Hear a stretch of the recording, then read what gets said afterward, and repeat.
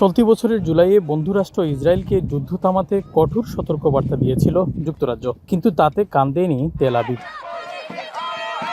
সম্প্রতি ফিলিস্তিনের পক্ষে যুক্তরাজ্যের ইতিহাসের সবচেয়ে বড় বিক্ষোভ হয়েছে। ধর্মবর্ণ নির্বিশেষে মানুষের স্বতঃস্ফূর্ত অংশগ্রহণ বেশ প্রভাব ফেলে ব্রিটিশ রাজনীতিতে।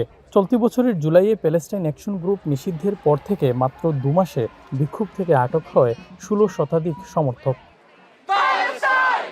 এমন প্রেক্ষাপটে ফিলিস্তিনকে সার্বভৌম রাষ্ট্র হিসেবে আনুষ্ঠানিকভাবে স্বীকৃতি দিল যুক্তরাজ্য। সরকারের এ পদক্ষেপে আনন্দিত সাধারণ মানুষ।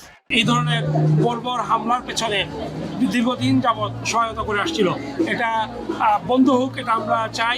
পাশাপাশি আজকের যে আমাদের প্রধানমন্ত্রী যেটা ঘোষণা করলেন, স্বাধীন রাষ্ট্র হিসেবে ফিলিস্তিনকে ঘোষণা দিয়েছেন, সেটা আমাদের জন্য অত্যন্ত সুসংবাদ। যুদ্ধ বন্ধ হয়ে যাবে এরকম কিছু না, কিন্তু এই যে ব্রিটেন, অস্ট্রেলিয়া এবং কানাডা যে স্বীকৃতি দিল, এটি যারা ফিলিস্তিনকে নিয়ে দীর্ঘদিন ধরে কাজ করছেন এবং ফিলিস্তিনের মুক্তির দাবিতে এই 2 স্টেট সলিউশনের ব্যাপারে যারা কাজ করছেন, তাদের কাছে হয়তো সাময়িক সময়ের জন্য একটি স্বস্তি ফিরে এসেছে।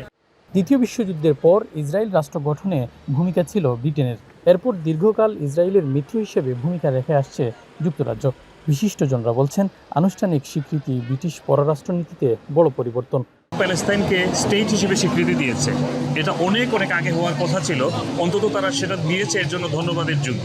আর্মস বিক্রি যদি বন্ধ না হয়, তাহলে শুধুমাত্র সিম্বলিক স্বীকৃতি দিয়ে আসলে বাস্তবে কি কোনো পরিবর্তন আসবে?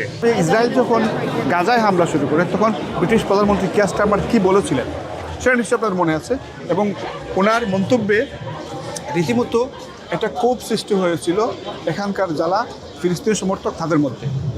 এইটা খাবার দেওয়ার একটা বিষয় হতে পারে। প্রশ্ন আপনার হলো যে আপনি স্বাধীনতা কাকে দিলেন, কোথায় স্বাধীনতার স্বাধীন ফিলিস্তিনের পতাকা উঠবে, কে এই পতাকা উড়াবে? এখানে তো এখন কিছু নেই।